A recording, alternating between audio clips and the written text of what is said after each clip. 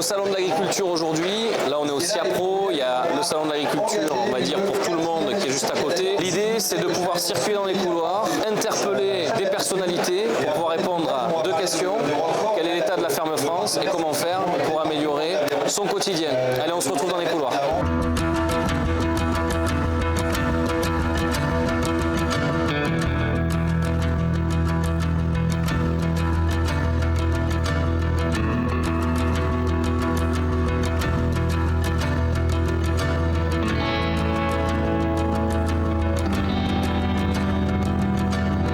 Avec moi aujourd'hui, pour pouvoir faire ça, j'ai l'honneur d'avoir Bernard Adair. Comment ça va, Bernard? Ça va super bien. Bon, comment tu le sens, ce passage dans les couloirs, là, un peu spontané? Moi je le sens super bien ce passage. Déjà c'est mon 30e salon. Donc ça commence à faire. Ça fait un petit peu de bouteille. On commence à avoir vu passer quelques ministres et quelques présidents. Ça permet aussi également de jauger de toute cette évolution qu'il y a eu. Tu l'as dit, le monde agricole est en crise. On ne va pas décortiquer la crise forcément, mais en tout cas on va aller rencontrer des responsables qui eux sont finalement en poste et payés pour résoudre cette crise. Super. Et des entreprises, des innovations peut-être qui vont en partie résoudre l'équation. Je suis ravi aussi d'introduire ce format sur le stand de Biosphère avec une toute petite partie des équipes de Biosphère ici. Voilà. Donc vous êtes filmés, vous allez passer sur YouTube les amis. Bon, on démarre? Allez, c'est parti. Tu m'as dit que tu savais où tu voulais aller pour démarrer. On y va. Allez, ça va. Alors oui, bonjour Bernard, bonjour monsieur. Bonjour. Je suis directrice de l'Ascara, qui est une coopérative à taille humaine, mais spécialisée dans la différenciation et les contrats filières. On est 600 agriculteurs, 220 000 tonnes à peu près environ par an. On accompagne grâce au Digesta, on ramène de la matière organique aussi dans les sols, avec une fertilisation par le liquide, fertilisation rapide, de l'amendement par le Digesta solide. On va être aussi en accompagnement sur les bilans humiques de nos agriculteurs, le fait de ramener de l'humus aussi pour aussi se désolidariser demain des engrais chimiques et des produits phyto. Hein. C'est ça l'avenir, on y croit très fort. Pour vous, l'avenir, c'est à la fois les filières qualité liées à l'agriculture régénératrice et la diversification des revenus aussi par l'énergie, en quelque sorte. Oui, alors il y a cette... en fait, on est à la fois... Il y a deux voies sur biogaz. Il y a à la fois être fournisseur d'énergie. Si demain, on peut atteindre l'autosuffisance énergétique dans les fermes, pourquoi pas avec du bio-GNV, ça va être notre deuxième projet. Ça sera notre biogaz 2. Maintenant qu'on a sécurisé la première phase de biogaz, on l'a remis à flot au niveau financier. L'avenir, c'est ça, c'est la valorisation du CO2. Il y a tellement de voies possibles sur le CO2 qu'il va falloir choisir. Mais si demain, si j'ai un rêve, c'est qu'effectivement, en bio-GNV, on puisse être en autosuffisance dans les fermes, ce serait génial.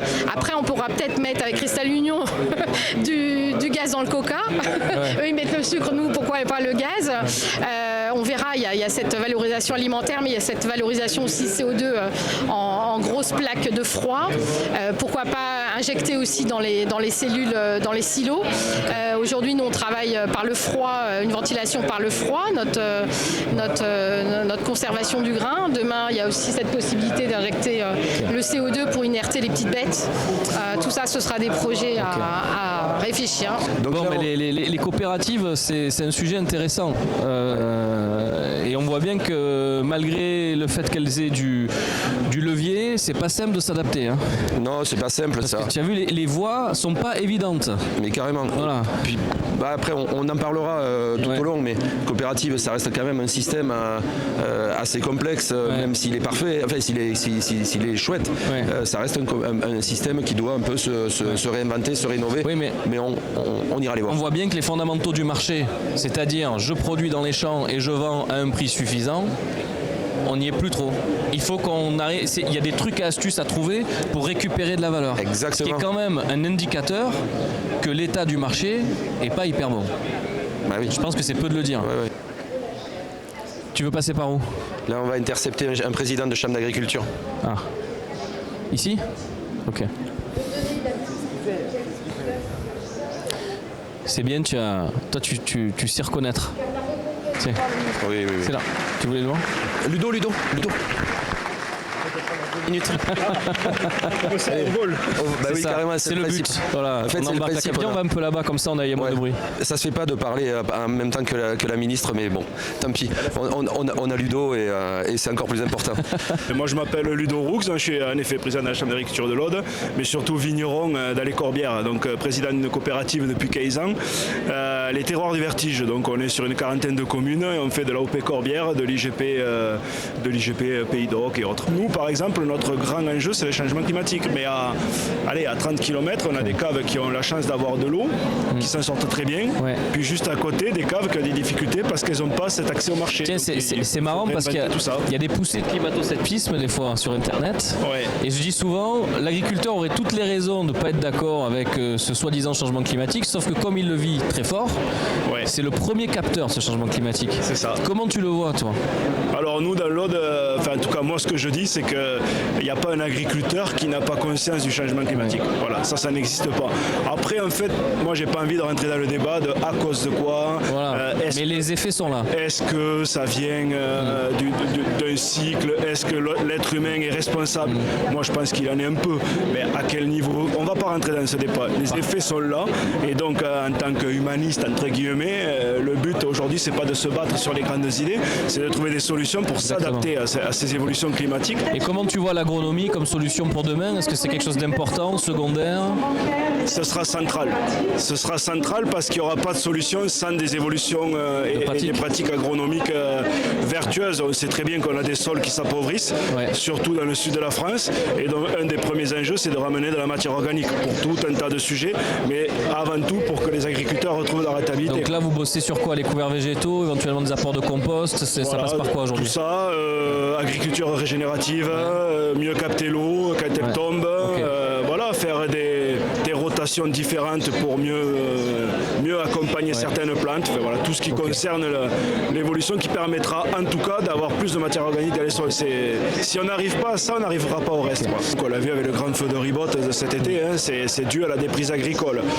Donc moi ce que j'espère, c'est que cet état de fait va changer et que demain on va avoir la capacité à avoir une agriculture plurielle où il y aura des installations, il y aura des projets territoriaux avec des communes qui s'impliquent, avec de revenir à de l'agriculture avec du pastoralisme, de l'arboriculture, de la vigne qui restera un socle dans certaines zones. Mais s'il n'y a pas un sursaut, s'il n'y a pas une volonté de remettre l'agriculture au centre des débats territoriaux, malheureusement c'est la déprise agricole. Voilà. Après, on voit certaines tendances, à la fois des agriculteurs qui s'agrandissent, mais aussi des néo-ruraux qui arrivent avec parfois des bonnes idées, quelques capitaux. Donc je pense qu'il ne faut rien s'interdire en fait. Ouais, tout à fait. Aujourd'hui, les agriculteurs, il y en a beaucoup qui ont la tête au fond du seau. Donc maintenant, il faut leur redonner espoir et à nous de travailler avec les politiques pour qu'il y ait des cercles vertueux qui se mettent en place. Et, c'est un travail de longue haleine. Mais toi, en tant que président de chambre, tu as les clés du camion pour faire tout ça? Malheureusement, non. Vas-y, pourquoi ça nous intéresse? Parce qu'en fait, aujourd'hui, un président de chambre, il a des compétences mises à sa disposition, mais après, il n'a pas des leviers financiers pour investir, par exemple. Donc nous, on doit convaincre, on doit accompagner. Moi, je dis souvent, on doit accompagner un écosystème favorable. Mais après, les capitaux, c'est pas les présidents de chambre ou les chambres d'agriculture qui vont les trouver. Donc on a un rôle à jouer, évident, notamment en représentation, en politique, en accompagnement technique. On a des compétences énormes dans nos instituts. Mais moi qui viens du monde de la coopération, par exemple, on a aussi besoin des coopératives qui apportent des capitaux, qui voient sur le temps long. On a besoin des privés, on a besoin des élus. Il faut. Je pense pas que quelqu'un ait la solution miracle. Je pense que c'est cet écosystème qu'il faut retravailler.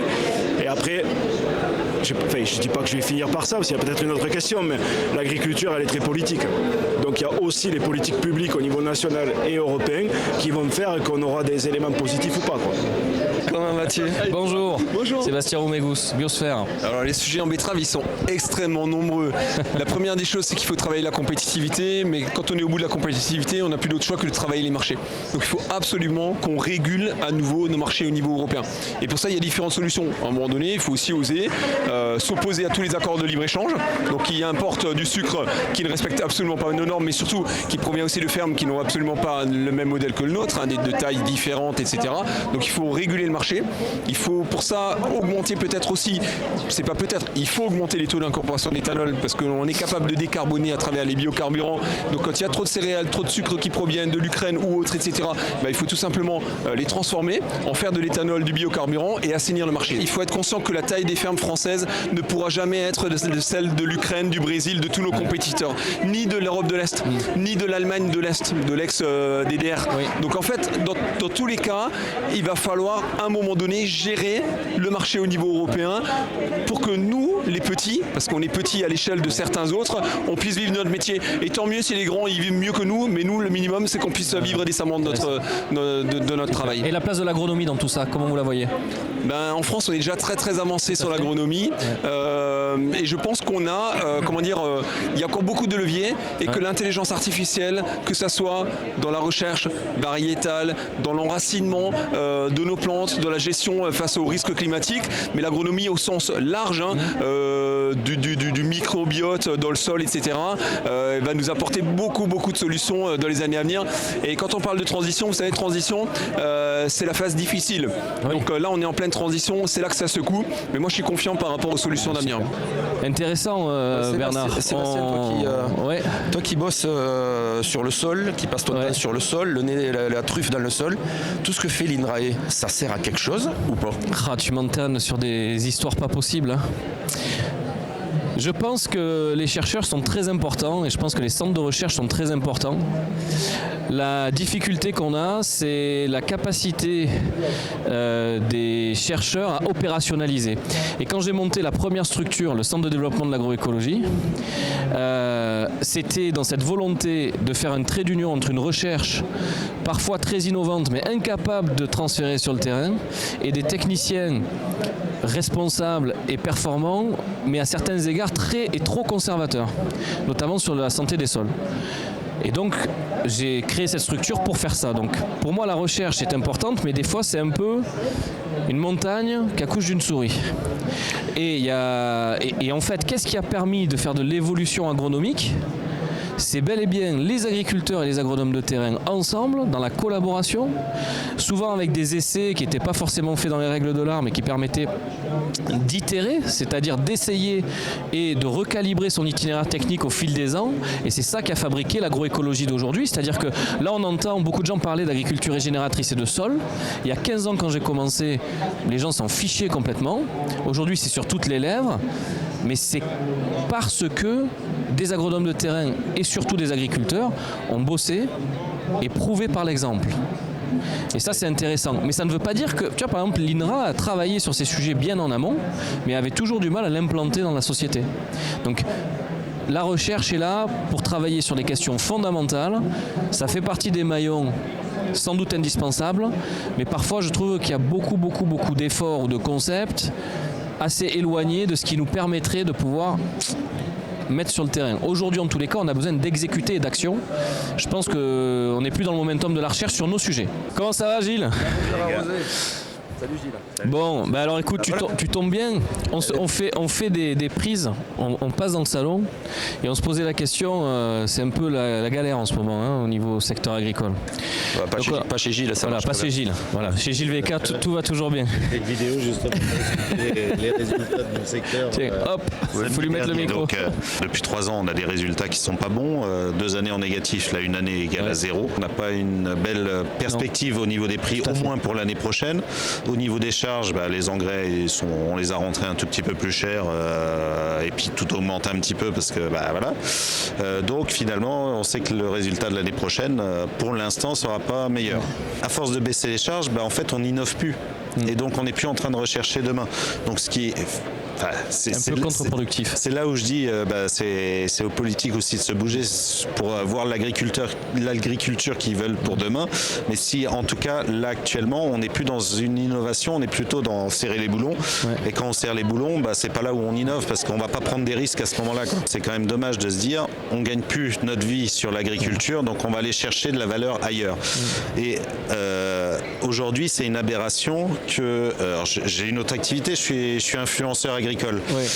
Et c'est une aberration, c'est que sur toutes ces activités non essentielles, c'est plus facile de gagner de l'argent que sur notre métier principal de nourrir les personnes, qui pour moi est essentiel, où là, on n'arrive plus à gagner notre vie. Et tu dis que tu es influenceur, etc. Ça fait très longtemps maintenant que tu fais ça. Ça fait 10 ans. Voilà, tu as été parmi les premiers. Comment ça se passe aujourd'hui ? Eh ben, il faut continuer parce que je pense qu'on ne parle pas encore assez d'agriculture et c'est vraiment un enjeu de pouvoir justement communiquer plus sur l'agriculture, montrer la réalité. Quand il y a 20, 30, 40, 100 000 vues sur une vidéo tous les samedis, c'est l'équivalent d'autant de personnes qui viennent voir comment ça se passe dans mes champs, qui se reconnectent à la partie agricole. Toi, tu es agriculteur. C'est vrai. Mais il est bien propre. Hein. Ça veut rien dire, le look veut rien dire. Ça porte plus un costume, un pull de laine avec mais un rail dessus. avant, on avait tous la belle chemise à carreaux, au moins on se reconnaissait entre agriculteurs, mais ça c'est fini, tu vois, t'es en chemise blanche. Un agriculteur, ça a un pull en laine. Voilà. La question de juste réduire pour économiser des charges ne marche pas. Ouais. Bien évidemment, le problème c'est qu'il faut réussir à investir alors qu'en fait tu es contraint économiquement. J'ai fait cette transition, mais elle a été à grand coup de souffrance en fait. Et beaucoup d'agriculteurs sont pas prêts à se mettre à risque, mais moi j'avais pas d'autre risque, pas d'autre choix. Tu as des emprunts bancaires énormes, tu sais que tu n'arriveras pas à les rembourser, donc en fait soit tu changes, soit tu es mort. L'État se désengage complètement de la politique agricole, on voit ce qui se passe sur l'agriculture bio, on voit ce qui se passe sur pas mal de... Je fais de la politique un peu, mais à quel point en fait l'agriculture est un enjeu stratégique national ou pas. Si c'est un enjeu stratégique, on le défend.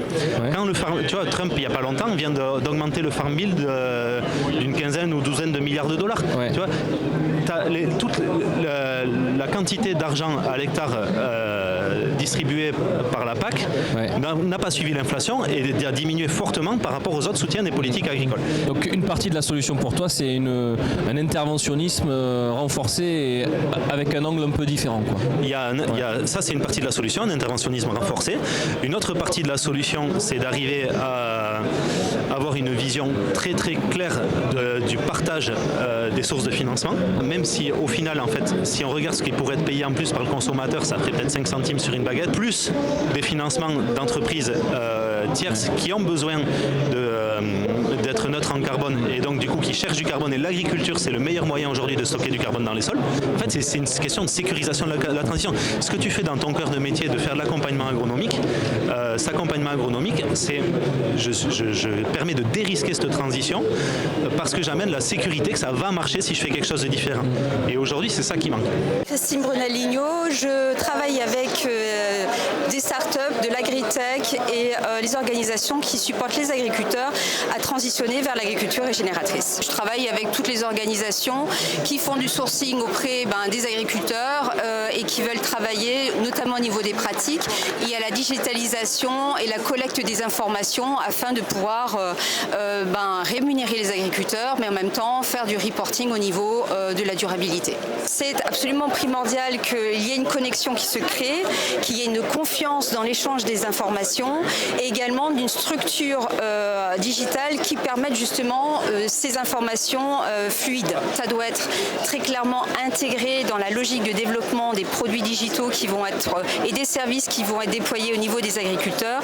Cette simplification passe généralement par une intégration complète ainsi que l'expérience que va avoir l'agriculteur. Et il ne faut pas qu'il ait à passer d'une application à un service web et à devoir se connecter au site web de sa coopérative. Donc effectivement, il y a une question d'intégration qui est très forte. Et toi Bernard, quand... Désolé, qu'est-ce qu'il y a ? On va prendre Michel. Ah, mais reste avec nous quand même. Bonjour. Bonjour. Christine. Michel. Bonjour. Enchanté. Sébastien. Enchanté. Il y avait une émission avant-hier qui montrait la colère des agriculteurs en 1955. Et en fait, 70 ans après, rien n'a changé. Ils sont toujours en colère. Moi, je pense qu'il faut qu'on se pose tous autour de la table, les agriculteurs, les citoyens, parce que les citoyens aussi, ils ont un rôle essentiel, parce que c'est eux qui ont le pouvoir d'acheter. Qu'est-ce qu'on veut pour l'agriculture dans 10 ans ? C'est quoi ? C'est des fermes à 30 vaches, des fermes à 100 vaches, ou peut-être à 1000, j'en sais rien, j'ai pas la réponse. Mais en tout cas, il faut qu'on se concerte, quoi. Il y a un avenir pour l'agriculture française. parce qu'on continuera à manger 3 fois par jour et parce que le Français, il est quand même un épicurien, un gastronome, un gourmand. Hein, moi, je mets des gilets maintenant pour... mais parce qu'on aime ça, quoi. Et le monde entier nous envie notre gastronomie. Le monde entier. On est, je pense, le pays qui produisons le plus sainement possible. Je le pense aussi. Mais c'est certain. C'est pas moi qui le dis, c'est les chiffres qui le disent et qui le prouvent. Mais à côté de ça, on importe massivement des produits qui ne respectent absolument pas. Donc, pour ou contre le Mercosur, on veut tous exporter. Les viticulteurs sont contents d'exporter leur vin. Les éleveurs de bovins sont contents d'exporter leurs jeunes broutins pour aller se faire engraisser ailleurs, quoi. Donc il n'y a pas de sujet. Le sujet, c'est pas de problème sur le libre-échange. Mais tout ce qui rentre doit être 100% égal à ce qui est produit en France. Les clauses miroirs ont du mal à se faire appliquer à certains égards. Ouais, mais c'est toujours trop compliqué. Ouais. C'est pas si. Enfin, on a toujours une bonne excuse. Ouais, tout à fait. Mais moi, je pense qu'on peut appliquer la loi. Quand on veut, on peut. Oui, définitivement. Les discussions qu'on a en Europe sortent déjà dans tous les autres pays parce que les enjeux d'impact environnemental et climatique sont des risques matériels qui impactent les finances. Et ce sont maintenant les responsables financiers, les CFO, qui décident sur du sourcing et des investissements qui se font. C'est intéressant parce qu'on a, avec Bernard, on a discuté, on était avec AXA Climate, on était venu sur sa ferme. Et c'est vrai que cette cohérence que tu exprimes, assurance, CFO, gestion des risques, etc. et risques matériels sur mes filières, sur mon sourcing, c'est ce qui ressort de plus en plus. On est sorti du département de la durabilité pour aller dans le département des achats et aller dans combien ça me coûte de ne pas agir et combien ça me coûte d'agir et qu'est-ce que je résous. Donc c'est très intéressant, merci d'apporter ça sur la table. Je suis plutôt satisfait que ça sorte de l'Europe, mais j'avoue que personnellement, on travaille dans le monde entier et je vois bien quand même que l'Europe est très particulière et qu'il va y avoir une forme d'inertie pour que ces idées qui sont quand même impactantes et potentiellement inflationnistes sur l'activité économique puissent percoler de façon puissante, forte à court terme. Par contre, à moyen terme, en effet, plus on ressentira les effets du changement climatique, plus l'action deviendra nécessaire et donc les gens vont aller chercher des solutions et de l'action et de la mesure. Parce que la mesure, c'est une chose, mais il faut pouvoir agir derrière. Je pense que là, l'innovation et la technicité et la volonté des agriculteurs pour aller résoudre ces problématiques-là sont réelles et ça, c'est très porteur. Donc il faut rester positif. Je suis Charlotte Morel, je suis consultante pour l'agence Les Black Moutons, je suis agricultrice aussi dans l'Oise en grande culture. Évidemment, personne ne veut de pesticides en fait. Enfin, je pars du principe qu'un agriculteur, il n'est pas heureux de travailler avec des pesticides. Ça, je pense que c'est l'avis de tous les agriculteurs en France. Par contre, en fait, importer des produits qui viennent de partout dans le monde, même d'Europe, qui n'ont pas les mêmes normes que nous, ça, je suis entièrement pas d'accord. Et pour moi, ça, c'est le premier sujet, en fait. Le premier sujet, c'est ça. Et également, mais après, ça, c'est un autre débat, parce que pour moi, c'est ce qui est le plus compliqué, c'est la sensibilisation des consommateurs à consommer français et à comprendre la différence, en fait, entre ces produits, quoi. Quand ils vont, malheureusement, au supermarché, si je peux dire, de faire la différence entre les produits français et les produits qui viennent de l'étranger et comprendre pourquoi le prix est différent et comprendre en fait que on peut pas sauver l'agriculture française si on consomme pas français. C'était Intermarché qui avait publié là il y a pas longtemps comme quoi ils voulaient plus importer des choses qui sont contre les clauses miroirs et qui respectent pas. Je pense que s'ils s'y mettent tous, peut-être qu'on y arrivera. Après malheureusement la grande distrib, on connaît Leclerc, on connaît tous ces gens-là. Je sais pas s'ils sont prêts à faire ça et ils vont se dire première chose, si le consommateur n'a pas ce qu'il souhaite dans le supermarché à tel prix, à telle date alors que c'est pas la saison, etc.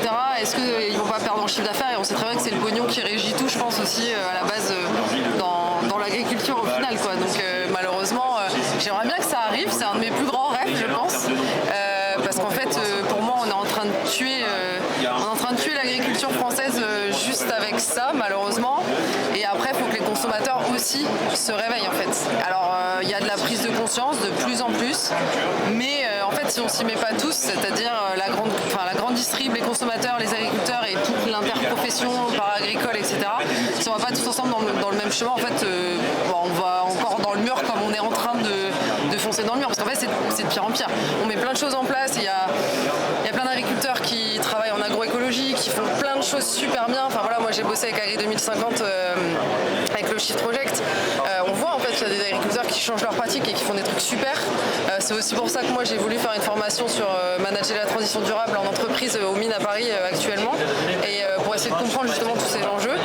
Mais en fait, il y a plein de choses qui se font bien, mais encore une fois, les agris ils font ça tout seuls et derrière, c'est pas valorisé quoi. Tu te juges comment toi? Tu penses avoir fait le chemin d'avoir modifié tes pratiques? Non. Pas encore? Pas encore, pourquoi? Parce que mon père est encore sur la ferme. Il a 69 ans, donc il a commencé à 14 ans de travailler. Je peux pas lui dire papa tu fais de la merde, on change tout quoi. Pas pour l'instant. Donc peut-être pas lui dire comme ça. Non mais voilà, il est entre guillemets il le sait, mais c'est compliqué aussi en fait quand tu as travaillé X années, enfin plus de 50 ans et que tu as travaillé d'une seule façon et qu'on t'a dit en fait faut produire parce que oui tu sors de la guerre et en fait t'as pas le choix. Tu aurais donc besoin de quoi toi pour réussir ce changement? Que mon père quitte la ferme. C'est marrant. Non mais ce qui est fou, c'est que c'est réel. Bon, est-ce que j'ai le droit de dire que oui, je reveux de l'acétamipride pour mes terres? Waouh, en fait, l'image qu'on met par rapport à cette phrase, c'est tu veux que les gens aient des cancers à cause de toi, quoi. Enfin, c'est vraiment ça qu'on entend des gens sur les réseaux. Cette culpabilisation. Ouais, parce que le premier facteur de cancer aujourd'hui, c'est l'alcool et le tabac, enfin les premiers en gros. Après, il y a plein d'autres choses, hein. Il y a les microplastiques, il y a la malbouffe, les produits transformés. Et je pense que oui, les pesticides, effectivement. Je connais des gens qui ont été victimes de cancer et que c'est prouvé que c'est lié à ça. D'abord, les premiers touchés, je pense aussi que c'est les agriculteurs. Donc en fait, voilà, encore une fois, au bout d'un moment, je pense que si on pouvait travailler ça, on aimerait bien. Mais je trouve que c'est un raccourci qui est trop facile, quoi. On se fait toucher en plein cœur de dire vous êtes des producteurs de cancer, vous êtes dangereux, vous vous rendez compte que voilà, vous agissez sur la santé humaine et que vous allez tuer des milliers de gens. Et à côté de ça, en fait, on essaie juste de faire de notre mieux. On a les meilleurs, on a les normes les plus strictes du monde entier. Donc pour moi, on est le meilleur pays. Enfin, ça, c'est mon discours que je chante. Non, mais c'est une réalité. Hein. Mais c'est une réalité. Et personne ne s'en rend compte, en fait. Après, je trouve que ce qui va, entre guillemets, nous péter à la gueule, désolé du terme, mais c'est que là, en fait, on se rend compte quand même qu'il y a de plus en plus d'études, il y a de plus en plus de communication sur le fait qu'en fait, notre alimentation nous tue. C'est-à-dire qu'en fait, il y a plein de cancers là qui sortent de nulle part. C'est en mode, en fait, oui, c'est la malbouffe, c'est les produits transformés, c'est tout ce qu'on trouve dans les produits qui n'existaient pas avant, d'ailleurs, dans les produits il y a 50 ans. Et peut-être que, malheureusement, à cause de tout ça, parce qu'en fait, on va clairement, il y a bien, j'ai écouté dans le podcast de Légende un cancérologue qui disait qu'en gros, 1 personne sur 2 va avoir un cancer. J'espère que ces gens-là, ils vont se réveiller et qu'en fait, ils vont se dire ah, manger, c'est important. Oui, c'est important. C'est pour nourrir ton corps et si tu fais pas bien, en fait, effectivement, tu peux être très malade rapidement, quoi. Et malheureusement, en fait, là, oui, il y a de plus en plus de choses qui sortent sur l'alimentation et le fait que s'alimenter, c'est ta santé, en fait, que tu mets en jeu, quoi. Et ça, j'ai l'impression qu'avant, ou même encore maintenant, il n'y a pas grand monde qui s'en rend compte que c'est si important que ça. En fait, les gens, oui, ils savent que le tabac, l'alcool, il y a plein de trucs qui donnent des cancers, mais je pense qu'ils n'ont pas la notion vraiment forte de se dire tout ce que j'avale, tout ce que je mange, ça peut me rendre malade, en fait.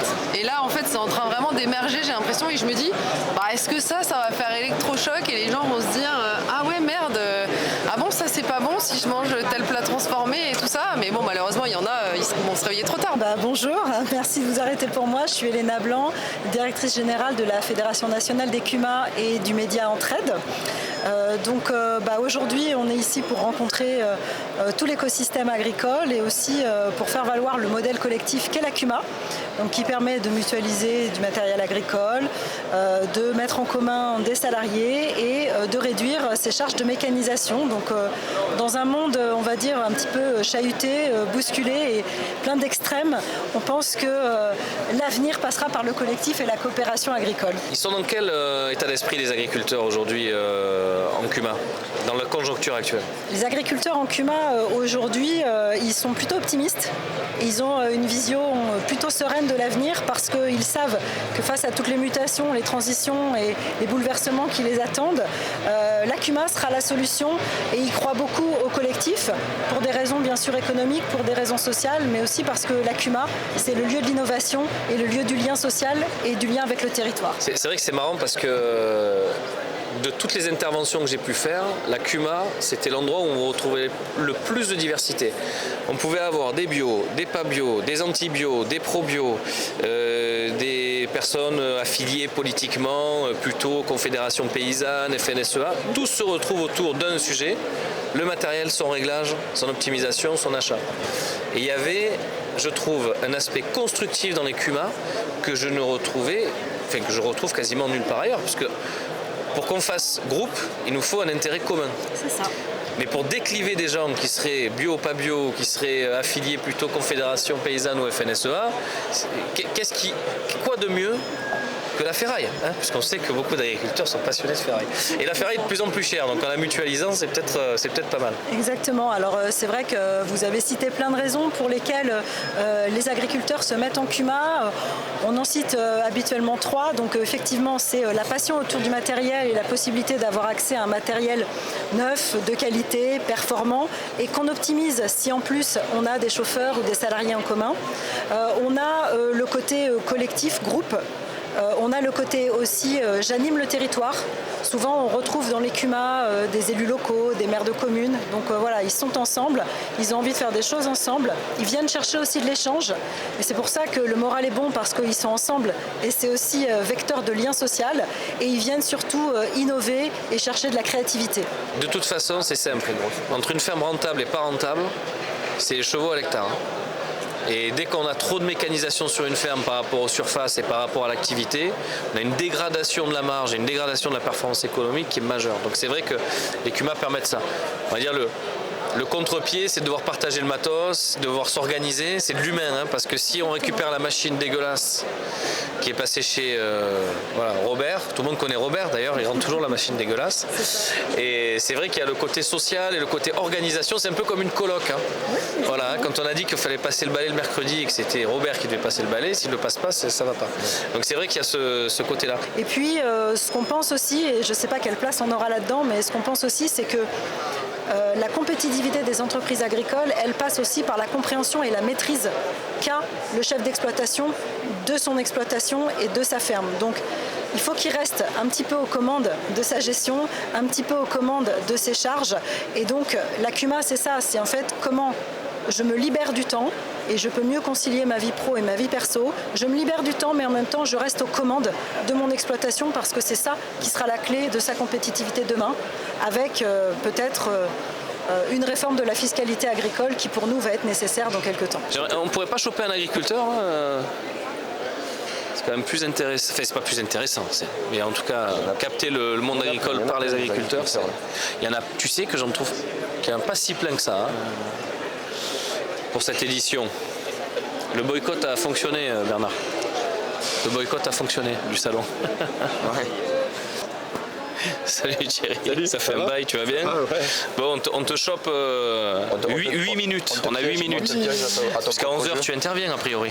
Ouais, je vais être assis, alors j'interviens après, mais pas tout de suite. Ok. Comment tu sens les agriculteurs aujourd'hui? Là, 2026, c'est quoi l'atmosphère? Là, 2026, mais en tout cas le début d'année est quand même assez maussade. On a un peu tout ce retour de l'an dernier qui a quand même été compliqué. En plus des conditions climatiques depuis le début de l'année qui sont quand même très, très maussades aussi. Et ça m'a donné l'impression aussi, voilà, un peu d'amertume. C'est le retour que j'ai eu aussi auprès de certains, alors éleveurs aussi, en bovin ça a été compliqué. On commence à voir un peu de soleil derrière et peut-être que ça va pouvoir passer, mais on a toujours un peu peur, quoi. Et ces formes de crise à répétition dans différents secteurs, c'est quand même assez complexe. Et nous, dans les Hauts-de-France par exemple, on était plutôt à l'aise jusqu'à maintenant parce qu'on avait des productions un peu rémunératrices, et on se rend compte comme cette année que la pomme de terre prend aussi un coup. Donc quelque part, c'est pas si évident que ça, quoi. Comment tu vois l'avenir, toi? Est-ce qu'il y a des pistes pour durablement permettre à l'agriculture française de retrouver à la fois une forme de compétitivité et de valoriser ses spécificités, parce qu'on discute, on a croisé agriculteurs, responsables, etc.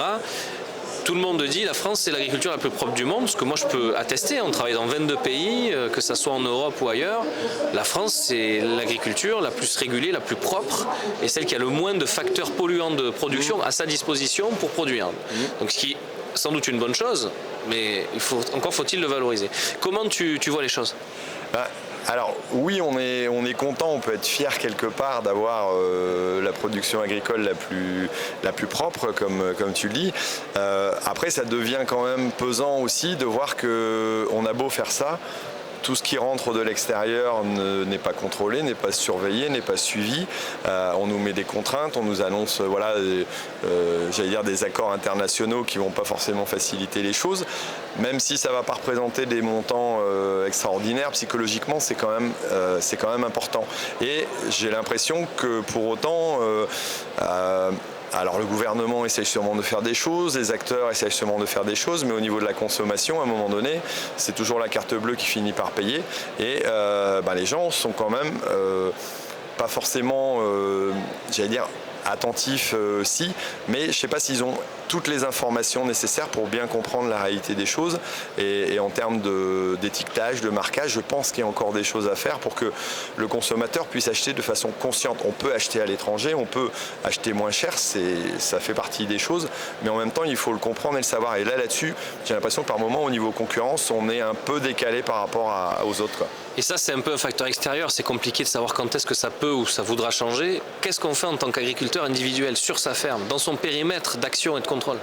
Je me dis de plus en plus qu'on a intérêt à s'occuper soi-même de son évolution et pas forcément attendre des autres d'être accompagné, parce qu'on se rend compte que on est défendu, on a des aides ou des accompagnements, mais je pense que moi, les agriculteurs que je rencontre qui s'en sortent le mieux, c'est ceux qui ont trouvé eux-mêmes leur solution à leurs problèmes, quoi. Et alors que ce soit dans des ventes directes, dans des nouveaux débouchés, dans des marchés de niche, je pense que c'est ça qui fait un peu la différence maintenant, parce que attendre de dire ça va aller mieux, faut pas arriver, il y aura toujours une crise derrière qui va revenir, quoi. Donc en gros, si je conclus, j'ai une structure d'exploitation qui ne peut pas s'attaquer au marché mondial. Je prends en main ma commercialisation et ma valeur ajoutée, en plus de la maîtrise de mes charges, parce que ça, c'est un gros sujet. On voit les fermes qui aiment bien faire du tuning et celles qui n'en font pas. Et puis, si j'ai une structure d'exploitation qui peut atteindre un certain seuil pour faire face à la concurrence mondiale sur les commodities, avec des prix qui fluctuent et souvent assez bas, peut-être que je peux jouer le jeu. Est-ce que c'est un peu ça, ou est-ce que je sais pas forcément ça ? Aller de front sur la concurrence mondiale, on n'est en général pas très bien placé avec nos types de structures, avec nos équipements, avec nos spécialisations. Il y en a toujours d'autres qui vont arriver à faire mieux et moins cher, je pense. Alors on peut peut-être aller sur des créneaux plus qualitatifs, arriver à se démarquer par ça, sur des créneaux niches. Alors le problème, c'est qu'à un moment donné, si on a rempli toutes les niches, on peut plus rien faire, quoi. Donc c'est là où quelque part, l'idée c'est vraiment d'arriver à trouver sa vocation et son débouché qui correspond à son exploitation, et ça c'est différent dans chaque exploitation, il y a autant d'agriculture que d'agriculteurs, et donc mais je pense qu'attendre que ça va venir, faut pas rêver, ça ne viendra pas. C'est à l'agriculteur à se bouger pour trouver le débouché, la production, la thématique qui lui plaît, qui fonctionne. Et pour ça, il faut y aller par essai, pas avoir peur, tenter. Pas trop investir parfois, parce qu'on peut se casser la gueule aussi en tentant des investissements trop importants, et essayer de maîtriser tout ce que l'on fait de A à Z, quoi. Et c'est pas forcément évident, parce il y a beaucoup de choses à faire et on n'a que 24 heures dans une journée, quoi. Non, j'aime beaucoup reprendre la responsabilité à 100% et maîtriser son avenir en maîtrisant à la fois ses charges et ses produits. Ouh là là, qui tu vises là? Je t'ai vu harponner, que se passe-t-il? Bernard. Comment va? Ça va bien? Ça va? Salut Marine. Ça va bien? Bah oui. T'as une seconde, Marine? Oui. Bonjour. Ah, c'est vous qui faites... on fait la table ronde ensemble tout à l'heure. Ah, bah super. Allez, viens nous dire... Et c'est quand la table ronde? Avec, on présente nos livres ensemble. Ah oui, présentation des livres, c'est autre chose ça. Bon, ok. Tout ce qui sera dit sera retenu. Qu'est-ce que t'as dit que j'allais dire? C'est Bernard. Je dois dire quoi, Bernard?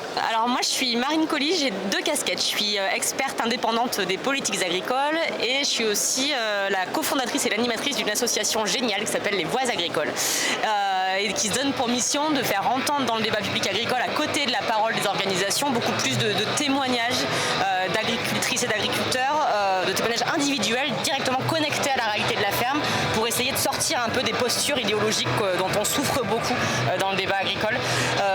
Donc voilà, c'est pour la présentation. Je ne sais pas qui C'est familial. Moi, je suis pas une agronome, je suis pas économiste. Le seul endroit où j'ai envie d'être utile, c'est sur notre capacité à dialoguer autour des enjeux de transition et à améliorer l'état du débat public agricole. C'est ce que j'essaye de faire avec mes deux casquettes justement. Et donc c'est pour moi ce blocage, il est hyper important à lever, pas juste parce que ça fait bien de dire qu'il faut se parler et que c'est pas juste une volonté d'être gentil de ma part, c'est parce que je suis convaincue que on a besoin d'un changement systémique en ce qui concerne nos politiques agricoles et que ces changements systémiques, à la fois, qui sont très larges, on doit faire des changements dans la PAC, mais aussi dans les politiques alimentaires, dans la politique de commerce international de l'Union européenne, ils vont pas arriver d'un coup de baguette magique et on va pas avoir un ministre qui va arriver en disant ok, vous vous tapez tous sur la gueule et personne n'est d'accord avec personne, mais moi ministre, je vais vous montrer quelle est la direction. Moi je suis absolument convaincue que tant qu'on n'aura pas fait cet effort-là, nous, acteurs du monde agricole, d'essayer de se mettre d'accord autour du début de la première ligne d'un récit commun pour la transition agricole, on n'arrivera à rien et on n'aura pas ces changements qui sont nécessaires et urgents en ce qui concerne le cadre systémique. On parle de trouver des solutions pour améliorer l'état du débat agricole. Quel est cet état ? On est sur un débat plus polarisé que jamais, plus déconnecté que jamais de l'objectif de recherche de solutions bien concrètes, notamment en termes de transition. Il y a un décalage énorme. Moi, je le constate, je suis pas du tout agricultrice et je suis même pas du tout issue du milieu agricole, d'aussi loin que je remonte dans mon arbre généalogique, j'ai 0 agriculteur. Mais pour autant, je parle avec plein d'agriculteurs, je vais sur plein de fermes et je vois que plein de choses se passent sur le terrain.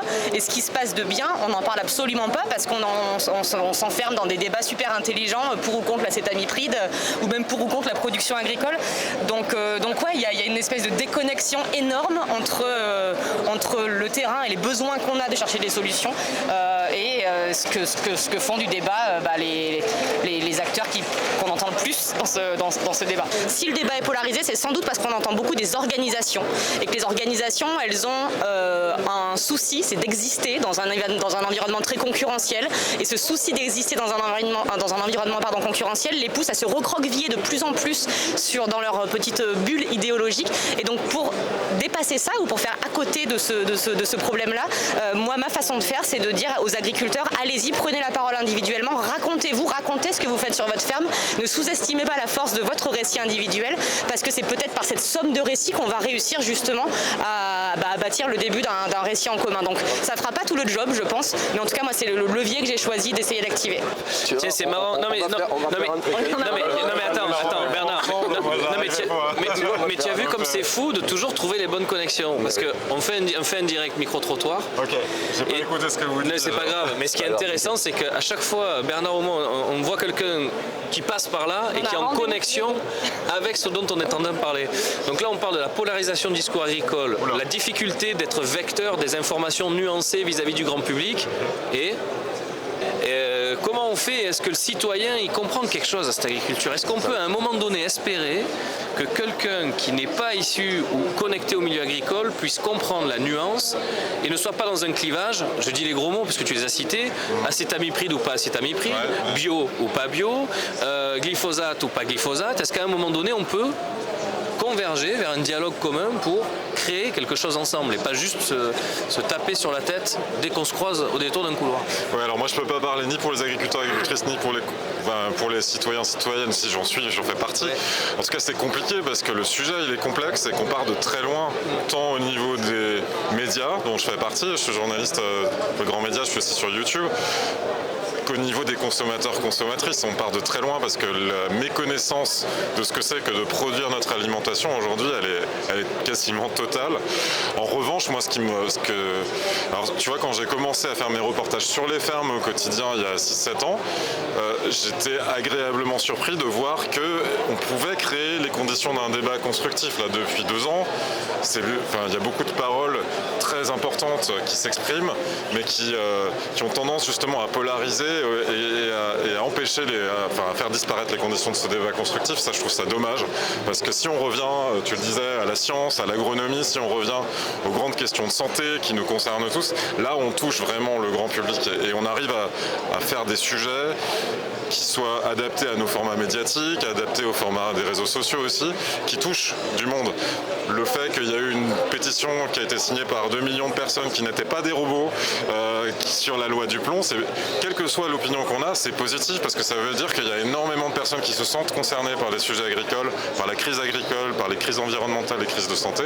Moi, je trouve ça hyper positif. Donc moi, j'ai plutôt tendance à dire qu'aujourd'hui, ça a du sens. Ça a du sens de faire des sujets là-dessus. Ça a du sens de prendre la parole, qu'on soit d'un côté ou de l'autre au niveau de l'opinion. Et ça a aussi du sens. Moi, je suis un peu triste de voir si peu d'agriculteurs, d'agricultrices cette année sur le salon de l'agriculture. Il y a un boycott actif. Il y a un boycott actif que je respecte absolument, ça je tiens à le préciser, parce que je comprends la détresse, je la vois aussi en allant sur les fermes, et je comprends que ça peut être une attitude qu'on adopte, mais je regrette que ces voix, elles soient par rapport à l'année dernière ou à l'édition précédente, qu'on les entende pas cette année. On a presque l'impression quand on se promène que tout va bien, c'est calme, tout, alors que c'est vraiment le contraire qu'on ressent sur les fermes.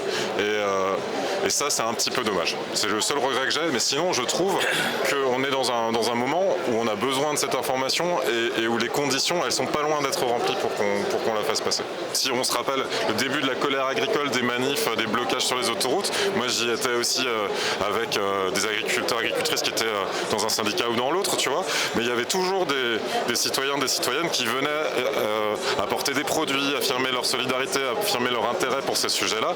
Et il y a plein de perches tendues comme ça. Enfin, il n'y a pas que ce débat sur la loi du plomb, tu vois. Enfin, il y a, en ce moment, de mille manières, l'intérêt pour le sujet agricole, il s'exprime. Donc en fait, il faut arriver à créer cette reconnexion, simplement qu'on arrive à parler un peu le même langage et à trouver des bases de discussion. Il faut que les agriculteurs en aient envie aussi. Parce moi, j'entends aussi beaucoup de discours agricoles qui consistent à dire c'est nous qui savons, quoi. Donc le consommateur qui n'y connaît rien, il n'a pas à donner son avis sur l'agriculture. Donc tant qu'on est dans cette posture-là, c'est un peu compliqué aussi de déplorer une déconnexion du côté du citoyen. La question, c'est qu'est-ce qu'on fait une fois qu'on en est là, qu'on a des citoyens qui veulent moins de pesticides dans l'assiette, qu'on a des agriculteurs qui disent nous non plus, c'est parce qu'on veut avoir plus de pesticides dans nos fermes. Et qu'est-ce qu'on fait de ça? Et donc nous, notre idée, c'est que non seulement effectivement, on va aider les agriculteurs à venir prendre la parole devant les citoyens, mais aussi on va organiser des événements, on va ouvrir des espaces de dialogue, on va ouvrir des fermes. Et donc c'est ça. La question, c'est comment on utilise ce type de situation. Il ne faut pas se dire qu'on en est là, et que c'est foutu. Moi, je note l'intérêt qu'il y a des deux côtés, et donc allons-y, ouvrons les espaces de dialogue. Peut-être finalement qu'il va y avoir l'émergence de structures et d'organisations qui vont aller chercher la concorde et le dialogue qui n'existaient pas auparavant finalement. Nous, c'est ce qu'on essaye de faire, et si on est plein à le faire, on sera trop content, ouais. Mais on est loin du compte là encore. Non, mais j'aime beaucoup parce qu'au final, c'est pas des discours qu'on entend souvent. On entend des gens qui campent sur leur position. Maintenant de dire, ok, j'ai des positions, mais je suis prêt à aller vers l'autre pour qu'on puisse dialoguer, c'est ce qu'il nous faut, de toute façon, c'est une évidence. On n'a pas trop le choix en même temps, hein. On n'a pas trop le choix. Il y a une urgence sociale, environnementale. Il faut qu'on continue à produire pour nous nourrir, et on a besoin des agriculteurs et des agricultrices pour ça. Donc il faut qu'on arrive à dialoguer. Donc moi, c'est Clément Bugnas, je suis en charge de la ferme expérimentale de Saint-Louis-Sucre. Donc je développe des nouvelles solutions agronomiques pour accompagner les producteurs de betteraves à produire plus durablement des betteraves. Et je travaille notamment sur la partie agriculture génératrice, où on développe des programmes agronomiques, où l'objectif c'est de faire monter en compétence les agriculteurs, développer un référentiel spécifique avec des enjeux, et justement faire valoir ces pratiques auprès de nos clients industriels. Comment sont les agriculteurs, en tous les cas ceux avec qui tu es connecté, quel est leur état d'esprit aujourd'hui? Alors on va pas se mentir, aujourd'hui l'état est un petit peu morose, que ce soit d'un point de vue au niveau des prix, le contexte mondial est très difficile. D'un point de vue production, on a aussi des contraintes réglementaires qui arrivent de plus en plus et qui, on va dire, rendent le métier plus difficile. Produire des betteraves devient de plus en plus difficile. Néanmoins, sur la partie agronomique, on commence à ouvrir des portes intéressantes pour développer de nouvelles pratiques et redonner un petit peu d'espoir dans la production. Est-ce que l'émergence de toutes ces filières dites agroécologiques, agriculture régénératrice, qui sont pour moi essentielles, et d'ailleurs l'activité que nous on fait est intimement liée au développement de ces filières, et c'est ce que j'ai toujours souhaité moi en tant qu'agronome quand j'ai commencé il y a 15 ans. Donc c'est positif, mais est-ce que c'est suffisant? Avant de rentrer dans le détail, mais est-ce que c'est suffisant pour apporter de la compétitivité ou en tous les cas de la santé économique dans ton secteur? Alors non, c'est pas suffisant. Il faut qu'il y ait un marché de manière globale, une stratégie, on va dire, nationale, européenne, pour aller chercher de la compétitivité sur les marchés. Maintenant aussi, c'est au regard de chaque entreprise, chaque agro-industriel du secteur de se démarquer, on va dire. C'est des stratégies propres à chaque entreprise. Nous, on on a fait le choix de travailler vraiment sur la partie agriculture génératrice. C'est vraiment un levier de différenciation et on souhaite accompagner au mieux les producteurs vers cette agriculture-là. Et donc qu'est-ce que tu leur dis aux producteurs quand ils rentrent dans des filières où ils vont faire des efforts, à la fois des efforts en termes de collecte de données et des efforts au champ? Quelle est la promesse finalement après 3 ans ou 5 ans de programme aujourd'hui? Qu'est-ce que tu vends finalement aux agriculteurs? Oui, complètement. Alors, il y a 2 pans. Il y a la partie montée en compétences, formation des agriculteurs, développement du capital sol avec toutes les pratiques qu'on cherche à développer. Donc il y a d'une part vraiment ce qui apporte, on va dire, d'un point de vue capital à l'agriculteur pour son sol, arriver même en compétence à produire plus durablement la betterave. Donc c'est inscrire la betterave dans l'avenir, on va dire, déjà en termes de capacité de production. Et puis l'objectif, c'est qu'à terme, on puisse rémunérer la betterave sucrière avec un supplément de prix pour que l'agriculture puisse financer également sa transition à travers son premium. Qu'est-ce que c'est une betterave durable alors aujourd'hui par rapport à une betterave normale? Alors aujourd'hui, il y a plusieurs leviers agronomiques qui font qu'on arrive justement à développer différentes techniques agronomiques qui permettent d'inscrire la betterave dans le temps. On a des techniques alors qui sont très poussées, comme le strip-till, etc. Néanmoins, qui consiste à ne travailler que la ligne de semis. Exactement. Néanmoins, jusque-là, aujourd'hui, on travaille des couverts à haute densité de légumineuses, par exemple, pour réduire au maximum la fertilisation azotée au printemps. On travaille à comment réduire le travail du sol pour implanter une betterave sucrière, comment on arrive à également avoir beaucoup moins d'impact lors de l'arrachage, etc. Quelle culture on va mettre après, etc. Il y a tout un tas de leviers aujourd'hui qui sont travaillés pour inscrire la betterave dans le temps. Ok. Et est-ce que ça répond pour toi à tous les enjeux autour de la durabilité de cette culture, qui est une culture, on va dire, plutôt complexe par rapport à faire un blé? Alors oui, pour moi la betterave elle correspond pleinement même à l'évolution du climat. C'est une betterave, c'est une racine pivotante, racine profonde. Donc même l'été quand on va avoir des périodes sèches, c'est une des rares plantes qui va avoir la capacité d'aller chercher de l'eau en profondeur. Oui, je pense que la betterave a de l'avenir agronomiquement. Maintenant l'objectif c'est d'avoir les meilleurs prix possibles à l'avenir pour pérenniser cette filière. Ouais, bon, donc on est encore dans le... Ce qui est intéressant, c'est que dans ce parcours, ça fait 2 jours qu'on fait ça, mais bon, c'est des constats qu'on peut avoir. Il y a à la fois ce que moi je peux maîtriser sur ma ferme avec mes techniques, et il y a des facteurs externes, notamment de marché, qui sont complexes, de toute façon qui ne sont pas dans les mains du producteur individuel, mais qui affectent grandement l'équilibre de sa ferme et sa rentabilité. Ah oui, c'est intéressant.